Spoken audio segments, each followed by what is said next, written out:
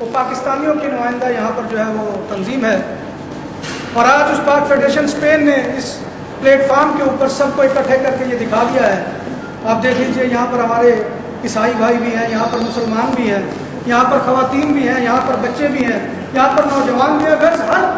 طبقے سے تعلق رکھنے والا آج یہاں پر جمع ہے۔ اور پاک فیڈریشن اسپین کے اس اجتماع میں آج آپ لوگوں نے حاضری کر کے یہ ثابت کر دیا ہے کہ آپ سب لوگ اس چودراہٹ کے نظام، اس اجارہ دار نظام، اس تمام فرسودہ روایات کے مخالف ہیں، اور آپ ان لوگوں کے ساتھ ہیں کہ جنہوں نے حق کا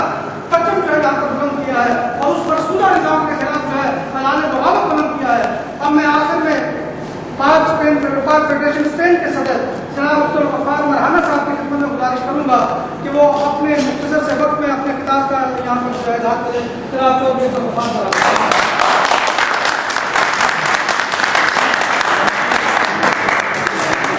بسم اللہ الرحمن الرحیم۔ سب سے پہلے میرے کرسچن بھائیوں کو حضرت عیسیٰ علیہ السلام کا یوم مبارک ہو، اور سبھی بھائیوں کو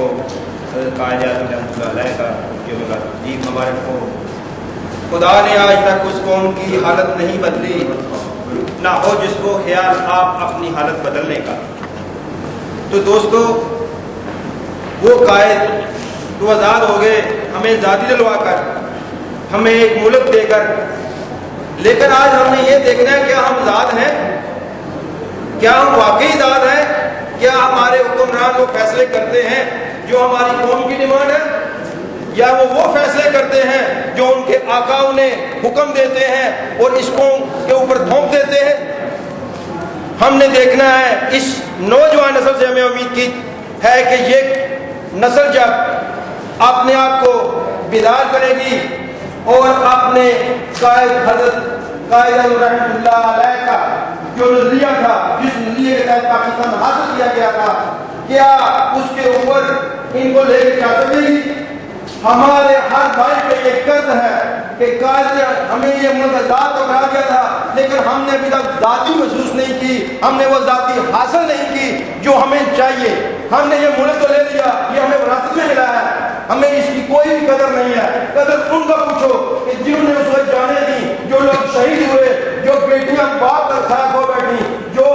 بہنیں اپنے بھائیوں کا ساتھ چھوڑ بیٹھی، وہ ہماری عورتیں جن کے خامن دنیا سے چلے گئے، وہ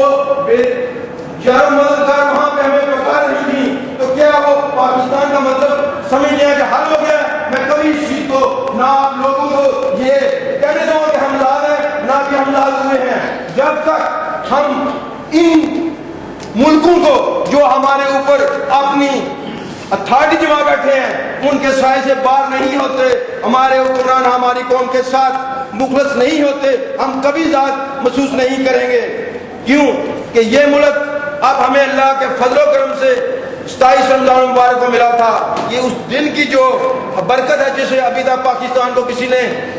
کسی بھی طریقے سے نقصان نہیں پہنچایا، لیکن ان لوگوں کی ہر وقت جو آنکھیں ہیں وہ پاکستان کے اوپر لگی ہوئی ہیں، کہ پاکستان دنیا کے اس جگہ پہ ہے جہاں پہ لوگوں کی نظریں ہیں کہ یہاں پہ اگر ہم پہنچ جائیں تو ہم چائنا پہ کنٹرول کر سکتے ہیں، ہم پوری امہ اسلام پہ کنٹرول کر سکتے ہیں۔ ہمیں یہ دیکھنا ہے کہ جو ملک اللہ کی ذات نے ہمیں اس مبارک دن میں دیا تھا، جو قائد نے ہمیں آزاد کرا کے دیا تھا، اب ہم نے اسے آزاد رکھنا ہے۔ ایسا نہیں ہے کہ ہم آزاد ہو گئے، ہمیں وراثت مل گیا تو ٹھیک ہے، نہیں، ہم نے دیکھا اس کی وجوہات کیا ہیں۔ اور اس نسل کے لیے آج میں پیغام دوں گا، جوان نسل کے لیے، کہ آپ نے آپ کو اس کے لیے تیار کر لیں کہ ہم اس ملک کو جس وجہ کے لیے اسلامی جمہوریہ پاکستان کا نام دیا گیا تھا، جو اللہ کے فضل و کرم سے دنیا کے اسلامی ممالک میں سے ایک وہ طاقت ہے جو ایٹمی طاقت ہے، تو اس کو دنیا اس قدر دیتی ہے کسی طریقے سے ان سے یہ چیز چھین لی جائے، یہ پھر بے یار و مددگار ہو جائیں۔ تو اس لحاظ سے میں آپ کو یہ بتا دینا چاہتا ہوں کہ ہمیں یہ احساس ہونا چاہیے کہ ہم نے وہ حکمران لانے ہیں، ہم نے اس ملک کے لیے وہ بچے تیار کرنے ہیں جن نے اس ملک کی واک دوڑ سنبھالنی ہے، کیونکہ یہ ملک حاصل کرنے کے لیے تو بہت جانیں دی گئی تھی، اب جانیں ہم نے ایسے نہیں دینی کہ آپس میں لڑنا ہے، آپس میں جھگڑنا ہے۔ بعض کی سازشیں ہم پہ کامیاب ہو رہی ہیں، ہمیں آپس میں لڑا کے جھگڑا کے جو کام کروا رہے ہیں ہم سے، وہ ہم نے انشاءاللہ اس کو بھی ہم اس نسلوں نے ہی ان کو جو ہے وہ اصل نظریہ دینا ہے۔ نہ تو یہاں پہ کوئی سنی ہے نہ وہابی ہے، یہ جو سارے ان سیاستدانوں کے دیے ہوئے ہمیں جو طریقہ کار ہیں اپنی حکومت دبانے کے لیے، ہم نے ان سے چھٹکارا حاصل کرنا ہے۔ اور اس کے بعد آج کی بات کہ کچھ بھائی فیڈریشن کے حوالے سے بات کر رہے تھے، تو یہ آپ کا بھائی کھڑا ہے جس کے پاس فیڈریشن نام بھی تھی اور میجارٹی آف ایسوسیشن کی بھی ساتھ تھی، اور جب اتحاد کا ٹائم آیا، جب میں نے دیکھا کہ یہ لوگ اس کو سیپریٹ کرنے کے چکر میں ہیں، اس کو پاڑنے کے چکر میں ہیں، تو میں واحد آدمی تھا جس نے کہا یہ جو فیڈریشن ہے یہ ایک فیڈریشن نہیں، ہزاروں فیڈریشن اپنے بھائیوں کے نام پہ قربان کرنے کے لیے تیار ہوں۔ اب بھی میں نے جو قدم اٹھایا ہے وہ صرف اور صرف جمہوریت کا قدم ہے۔ یہ جمہوریت جو ہے وہ ہی ہر چیز کی سلوشن ہے۔ میں کبھی کسی کو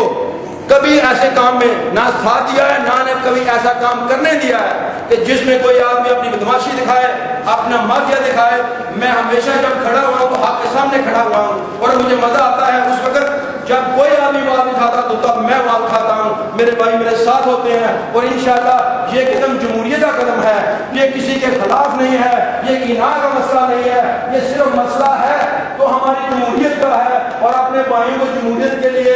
جو بھی کرنا ہے آپ کے سامنے ہے، کیونکہ ہم نے اس ملک میں رہ کر اپنے بہن بھائیوں کے لیے، اپنے بچوں کے لیے، اپنے دوستوں کے لیے، اپنے عزیزوں کے لیے وہ